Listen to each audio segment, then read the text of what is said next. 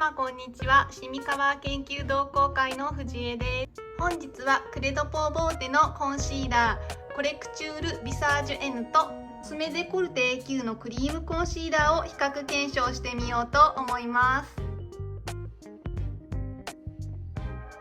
クレドポーボーテコレクチュールビサージュ N、 ダイヤモンドの輝きに着目し開発。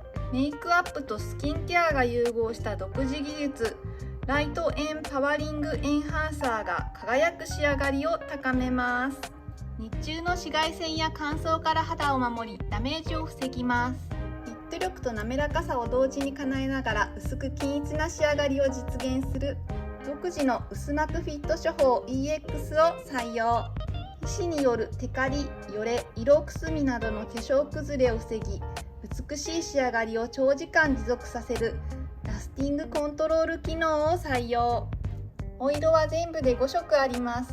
ライトオークル、ダークオークル、ピンクオークル、ナチュラルオークル、ライトピンク。コスメデコルテ A9 クリームコンシーラー。日中の紫外線からお肌を守り、日焼けによるシミそばかすを防ぎます。気になるシミそばかすをしっかりカバーし、汗や皮脂にも崩れにくいクリームタイプのコンシーラーです。お湯を与えながら溶け込むように均一にフィット。日中の紫外線からお肌を守り、日焼けによるシミそばかすを防ぎます。エッセンシャルオイル天然香料を使用した心安らぐ香りです。潤いを与えながら溶け込むように均一にフィット。自然な仕上がりで骨格まで美しく引き立てます。お色は全部で3色あります。01ライト、02ライトミディアム、03ミディアム。それぞれの商品の詳しいレビューは過去の動画にありますので、もしご興味ありましたらご覧になってみてください。腕に出してみます。これは本物のほくろです。本物のほくろの隣にこちらのシスターアンのアイライナーで偽のほくろを描いていきます。キットタイプのアイライナーです。この偽のほくろでカバー力を検証します。ティッシュでこすっても、指で強くこすっても取れません。右側にクレドポを塗ります。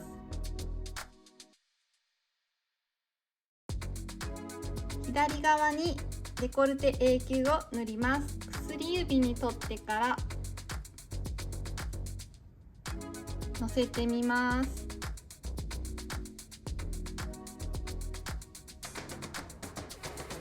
ちょっとうまく乗りませんでした。こうやって見るとかなり色味が違います。デコルテ A9 の方はうまく塗れなくて少し重ねて塗ってしまったのでカバー力が高く見えます。クレドポーは一度塗りです。クレドポーも少し重ねてみます。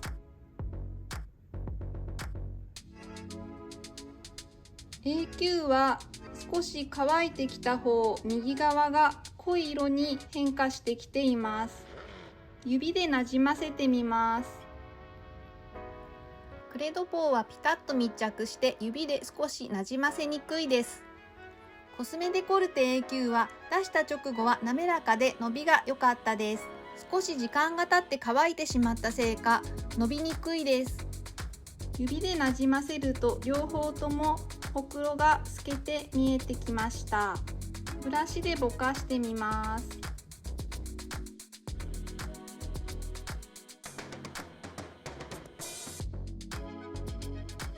A9 の方は乾くとかなり密着してぼかしにくくなります。その場に固定される力がクレドポーより強いように感じました。少し時間を置きました。ティッシュで拭いてみます。結構力を入れて拭き取っています。圧倒的に A9 のコンシーラーが残っています。A9 はかなりこすれに強そうです。ハンドソープで2度洗いしてきたのですが、まだ色味が残っています。しっかり落とせるクレンジングが必要になりそうです。とりあえず顔にも出してみます。まずはクレドポー。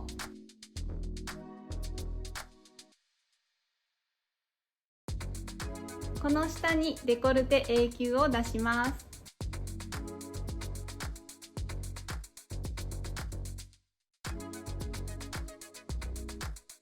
結構色味が違います。ちょっと時間が経ってデコルテ永久の方の下の方が乾いてきました。乾くと少し色が濃くなるみたいです。カバー力に関してはクレドポーの方が少し弱いような感じもします。塗る量が違うのかもしれません。塗ってから少し時間を置いてみました。つけたては浮いた印象があったのですが、時間が経つと肌に馴染んできました。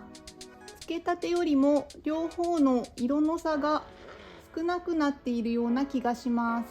指でぼかしてみます。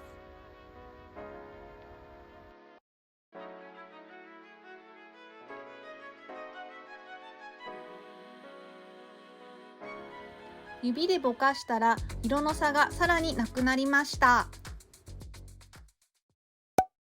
それでは実際にカバーメイクを始めます。まずはスキンケアをしただけの肌の状態をお見せします。離れてみるとこのような見え方です。私の年齢は48歳です。肌質は額と鼻は油浮きするのですが、水分量が圧倒的に少ないので乾燥肌寄りの混合肌だと思います。肌のキメは細かめで皮膚は薄めです。近づいてみるとこのような見え方です。私が普段使っているファンデーションはクレドポーのタンフリュイドエクラナチュレルのピンクオークル10です。私は右側の顔、皆さんから見ると向かって左側の顔の方がシミが濃くて量も多いです。日焼け止め下地を塗ります。ラロッシュポゼのトーンアップ UV イデア XL プロテクションのクリアです。少しトーンアップ効果のある日焼け止めです。カバー力はほとんどありません。少し日焼け止めっぽい香りがします。テカりやすい額と鼻には別の化粧下地を使います。四季のホワイトスキンベールです。スフレのようなふわふわの質感の化粧下地です。ほんの少量をまずは半分の顔に塗ってみます。くるくると毛穴を埋めるように塗り込みます。テカリが気になるおでこにも塗ります。塗っていない方と比較すると毛穴がかなり見えにくくなっています。マットな仕上がりでふんわりとソフトフォーカスがかかったような感じです。かなりテカリが抑えられています。肉眼で見てもマットな感じになっているのがわかります。反対側にも塗っていきます。それでは実際にシミをカバーしていきたいと思います。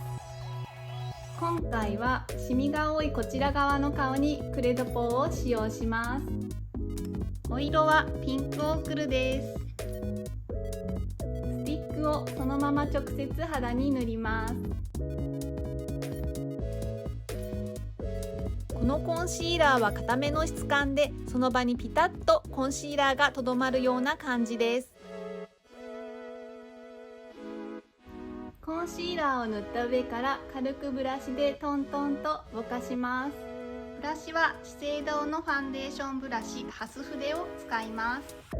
このブラシは断面は平らで少し斜めにカットされています。軽く優しいタッチでこすらないようにトントンと優しくなじませます。私はヘアメイク職人バケコさんのメイク方法を参考にしています。1回塗りの状態です。塗っていない側の顔と比較してみます。一度塗りでもだいぶカバーされています。反対側にデコルテ永久のコンシーラーを塗ります。お色は02番ライトミディアムです。一度手の甲に出してから薬指の指先に取って量を調節しながら肌にのせます。香りは強めです。チューブタイプは量の調整が少し難しいです。こちら側もブラシでぼかします。このコンシーラーは柔らかいのでぼかしやすいです。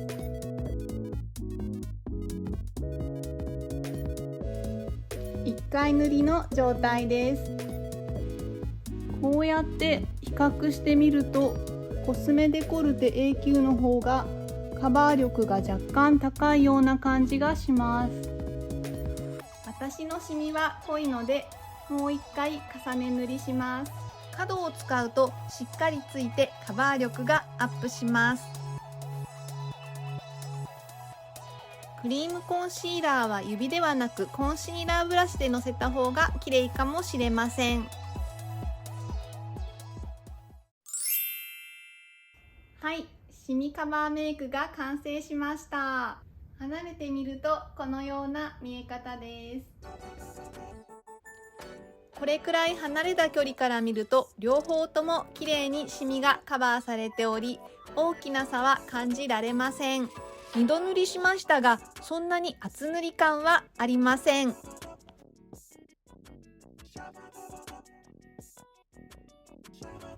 近づくとこのような見え方です。クレドポーはピンク系、A 級はイエロー系に見えます。